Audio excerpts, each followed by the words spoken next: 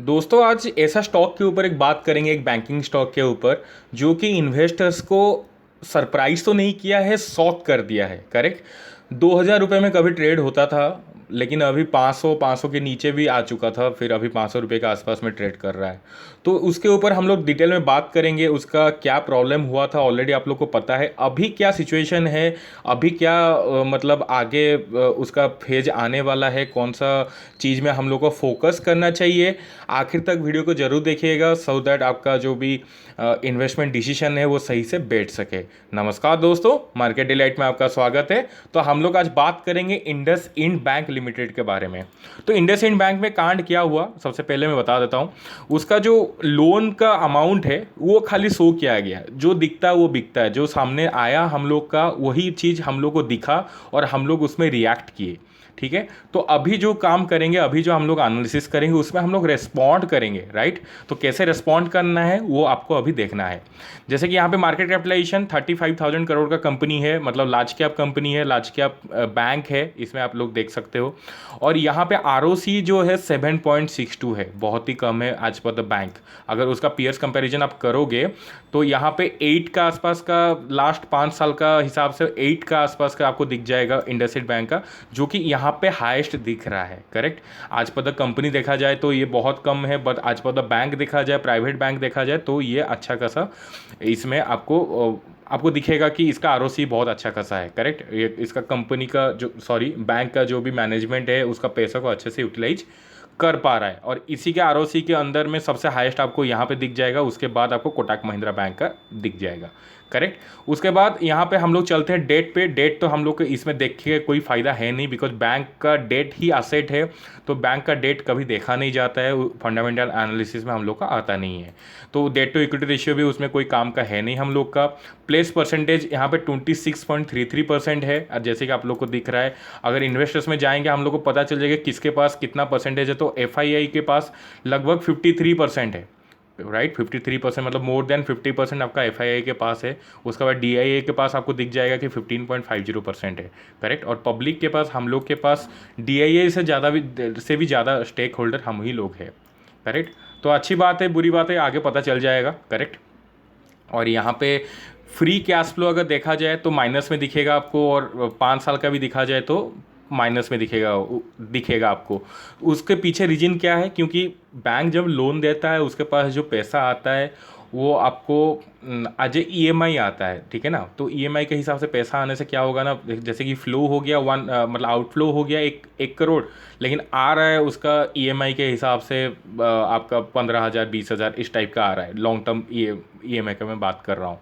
Correct. तो इस हिसाब से अगर देखोगे तो उसमें आपको कैश फ्लो नेगेटिव दिखेगा। तो फर्स्ट मतलब ये बहुत नया बैंक है, तो इसी के हिसाब से अगर देखा जाए तो ये आपको नेगेटिव दिखेगा। तो इसमें कोई दिक्कत की बात है नहीं आज पर माई कंसर्न। राइट। तो फिर हम लोग प्रॉफिट लॉस में देखते हैं, तो प्रॉफिट लॉस कंसिस्टेंटली ग्रो किया हुआ है, इसमें कोई बोलने की बात नहीं है। और कैश फ्लो ऑलरेडी हम लोग देख चुके हैं। तो फिनेंशियल के हिसाब से अगर रेटिंग देने के लिए आप बोलोगे तो मैं आउट ऑफ 10 9 तो रेटिंग दूंगा इसको। राइट। तो ये हो गया हम लोग का फंडामेंटल। सो सीधा हम लोग चलते हैं इसका जो अब आज पहली बार हम लोग बात करेंगे मनी कंट्रोल के ऊपर। तो इसमें हम लोग एक बार एनपीए चेक करेंगे, नॉन परफॉर्मिंग एसेट। तो आप लोग देखोगे ये वाला जो मैं थोड़ा सा उसको स्क्रॉल कर लेता हूँ सो दैट आपको पता चल जाए।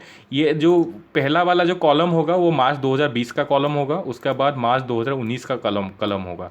तो हम लोग सीधा एनपीए में चलते हैं। तो नॉन परफॉर्मिंग एसेट जो होता है तो उसमें ग्रॉस एनपीए देख रहे हैं कि आप ये बढ़ा हुआ है, बट नेट एनपीए घटा हुआ है। उसका मतलब क्या हुआ मैं आपको बता देता हूं कि ग्रॉस एनपीए जो है एक्चुअल एनपीए, उसके बाद जो प्रोविजंस है, प्रोविजंस को माइनस करने के बाद उसके बाद ये आता है एनपीए का जो नेट एनपीए। तो प्रोविजन बढ़ा है, मतलब उसका मतलब है कि कंपनी के पास बैकअप है। कंपनी के वो एसेट के फॉर्म में हो सकता है, कैश के फॉर्म में हो सकता है, और कुछ सेफ इन्वेस्टमेंट की तरफ से हो सकता है, बट कंपनी के पास अच्छा खासा बैकअप है सो दैट उसका जो एनपीए है वो रिड्यूस कर सकता है। करेक्ट। तो उसी हिसाब से देखा जाए तो उतना ज़्यादा इंक्रीज़ नहीं हुआ है परसेंटेज आपका ग्रॉस एनपीए में, जैसे कि 2.45 के परसेंट के हुआ है, और यहाँ पे नेट एनपीए का परसेंटेज घट गया है। तो नेट एनपीए के ऊपर अगर हम लोग काम करेंगे तो नेट एनपीए के ऊपर अगर हम लोग डिसीजन भी लेंगे, देन कंपनीज, सॉरी मैं बार बार कंपनी बोल दे रहा हूँ, bank is so good. Correct. Bank is also a banking company, you can say that, but 0.91 इसमें डिक्रीज हुआ है, तो इसमें भी मेरा प्लस साइन है, पॉजिटिव साइन है, थम्स अप है। करेक्ट। तो ये हो गया हम लोग का एनपीए का कैलकुलेशन। उसके बाद अगर कासा रेशियो देखा जाए तो थोड़ा सा कम है इंडसइंड बैंक में, जो कि कासा रेशियो जो बोलता है करंट अकाउंट बहुत से सेविंग्स अकाउंट का जो रेशियो है, तो करंट अकाउंट के हिसाब से करंट अकाउंट का ज़्यादा है, बट उतना ज़्यादा नहीं है as per the ICICI bank and all. Correct. तो इसमें आप लोग अगर देखा जाए तो यहाँ पे भी आपको पता चल जाएगा कि यहाँ पे थोड़ा सा नेगेटिव बायस आ सकता है, बट रिटेल बैंकिंग में ये फोकस कर रहा है सो दैट इसमें सेविंग्स बैंक का अकाउंट और कॉर्पोरेट अकाउंट का ज़्यादा, मतलब आप लोग बोल सकते हो कि ज़्यादा से ज़्यादा फोकस है। अगर कॉर्पोरेट अकाउंट भी खुलेगा तो वो करेंट अकाउंट से भी खुलता है, तो अभी फोकस करना शुरू कर देगा सो दैट उसका कासा रेशियो इम्प्रूव हो सके। ठीक है ना। तो इसके बाद सीधा हम लोग चलते हैं हम लोग का टेक्निकल एनालिसिस में क्या बोल रहा है प्राइस रेंज। अच्छा खासा कंसोलिडेशन हुआ है, जैसे कि आप लोग को दिख रहा है गिरावट के बाद। ठीक है ना, ये गिरावट के बाद अच्छा खासा कंसोलिडेशन हुआ है फ्रॉम 2020 अप्रैल से। उसके बाद अभी तक कंसोलिडेशन चल रहा है, बट इसी कंसोलिडेशन के बीच में थोड़ा सा इंप्रूव भी किया हुआ है। करेक्ट। तो यहाँ पे कंसोलिडेशन के बाद कहाँ इंप्रूव करेगा, किस तरफ जाएगा, मतलब आप लोग बोल सकते हो कि ब्रेकआउट किसी तरफ होगा। तो हम लोग उसको चेक करने के लिए एक बार उसका 1 वीक का चार्ट देख लेते हैं। 1 वीक में भी यहाँ पे अच्छा खासा क्रॉसओवर करने के लिए कोशिश कर रहा है, जो कि क्रॉसओवर के बाद यहाँ पे अपवर्ड मूवमेंट के लिए कोशिश कर सकता है। उसके बाद 1 मंथ का जो है 1 मंथ में यहाँ पे अप मूव के लिए कोशिश कर रहा है, बिकॉज यहाँ पे जितना नेगेटिव ट्रेंड था उसका इंटेंसिटी धीरे धीरे टूट रहा है। करेक्ट। यहाँ पे इंटेंसिटी यहाँ पे जैसे कि राउंड करने होने के लिए आ रहा है, जो कि टूटने का सिंबल है। तो यहाँ पे जब भी 1 डे का या 1 वीक का ब्रेकआउट होगा तो लंबा स्प्रिंग का जो बोलते हैं, लंबा कंसोलिडेशन का जो ब्रेकआउट होता है बहुत तेज़ी से होता है, बहुत ख़तरनाक होता है। तो यहाँ पे मैं एक बुलिश साइन दूंगा। यहाँ पे अगर यहाँ पे आप लोग का इन्वेस्टमेंट है देन आप लोग का रिटर्न भी अच्छा खासा मिल सकता है अभी का सिचुएशन में। करेक्ट। उसके बाद मल्टीबैगर पैटर्न में हम लोग चलते हैं। ये एक लॉन्ग टर्म पैटर्न है जो 2200 का। तो यहाँ पे रिवर्स ट्रायंगल बनाने के लिए कोशिश कर रहा है। यहाँ पे बना भी था, लेकिन यहाँ पे परफॉर्म नहीं कर पाया बैंक। और यहाँ पे जब तक यहाँ पे लॉन्ग टर्म व्यू के लिए अगर देखा जाए तो हम लोग को बहुत ज़्यादा लंबा वेट करना पड़ेगा। अगर आप लोग चैनल के साथ जुड़े हुए हो तो आप लोग को अपडेट मिल जाएगा, प्रॉपर अपडेट, सो दैट आप लोग का भी इन्वेस्टमेंट डिसीजन उसी टाइप का हो सके आगे। उसका लॉन्ग टर्म विजन क्या होगा मैं आपको बता भी दूंगा पोस्ट के द्वारा। अगर नहीं जुड़े तो एक बार जुड़ जाइए सो दैट आपको इन्फॉर्मेशन मिल जाए। तो उसके बाद यहाँ पे मैं चलता हूँ सीधा कैंडल स्टिक के ऊपर। यहाँ पे मैं चला गया, कैंडल स्टिक को क्लिक कर दिया, एक सेकेंड, और यहाँ पे कैंडल स्टिक आ चुका है, बट मेरे को यहाँ पे इंडसइंड बैंक का चाहिए। तो मैं यहाँ पे टाइप करो इंडस IND बैंक। करेक्ट। तो ये NSE का चार्ट आ चुका है हम लोग के सामने। तो यहाँ पे देखिए, यहाँ पे भी कंसोलिडेशन आपको शो कर रहा है। तो यहाँ पे हम लोग को थोड़ा सा प्राइस रेंज का भी दिक्कत हो सकता है, तो प्राइस रेंज को यहाँ पे हम लोग कंफर्म कर लेंगे। राइट। तो यहाँ पे मैं ड्रॉ किया Fibonacci top to bottom, and मैं इसको थोड़ा सा इम्प्रूव किया, मतलब एक्सटेंड किया। करेक्ट। तो यहाँ पे देख आपको लोग को दिख रहा है कि 593.90, याद रखने के लिए 594 ही कर लीजिए। 594 का लेवल जब ब्रेक करेगा और उसके साथ वॉल्यूम सपोर्ट में होगा, तब आप लोग का जो भी इन्वेस्टमेंट है उसमें अच्छा खासा रिटर्न आ सकता है और अच्छा खासा ब्रेकआउट देगा।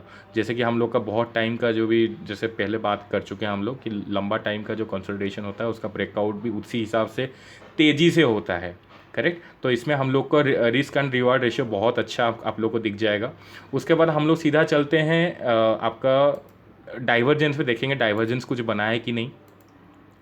तो यहाँ पे मैं आ चुका हूँ डाइवर्जेंस में। यहाँ पे मैं टाइप किया इंडसइंड बैंक और ये आ गया पहला सिलेक्शन में, ड्रॉप डाउन में।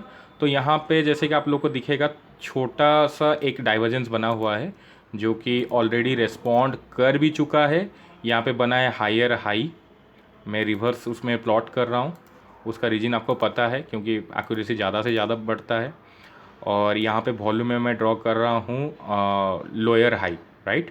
तो इसका मतलब है कि एक बियरिश डाइवर्जेंस है और इसको छोटा सा डाइवर्जेंस था तो रेस्पॉन्ड भी हुआ है, और थोड़ा सा नीचे आके फिर ऊपर जाएगा तो आप लोग का भी जो पॉइजन है, जो भी मतलब जो भी न्यूज़ है, जो ख़राब न्यूज़ है, उसको भी वो इनहेल करके फिर बाकी ख़त्म करके वो ऊपर जाएगा। ठीक है, तो ये डाइवर्जेंस पे आप लोग के लिए एक अच्छा साइन हो सकता है, मानता हूँ बियरिश है, बट अच्छा साइन दे रहा है, अच्छा सिग्नल दे रहा है, तो उसके हिसाब से आपको काम करना होगा।